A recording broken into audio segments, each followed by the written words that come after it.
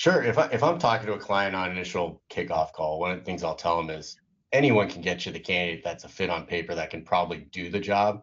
The real art part of the business is, part of why we need to talk to a hiring manager. I tell them biggest thing we need to serve you well is your accurate, timely feedback. Yes and no's Mm. isn't going to help us, and it's not going to save you time interviewing a bunch of the wrong people. I need to understand what goes on in that team. If it's a bigger organization, how's the culture overall? Because if I can get what I call kind of a three tier, someone that can do the job, fits in the company culture and the individual team's culture, your attrition rate, which is usually a top complaint, is going to go down significantly.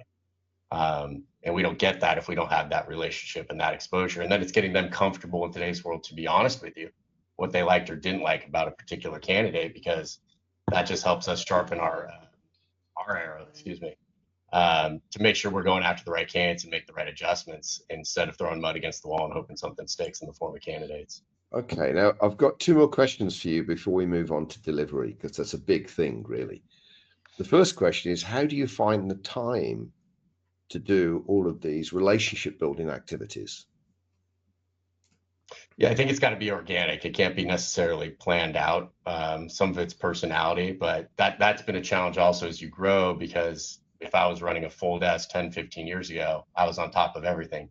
But now you have to have the trust on your team, right? So if you're bringing in a relationship that maybe came through a different referral source or someone in your center of influence, they introduce you to a new client, you've got one shot and you better do good work. Otherwise, that referral source can potentially dry up. So defining up front internally what is going to be good work on this, what are we missing?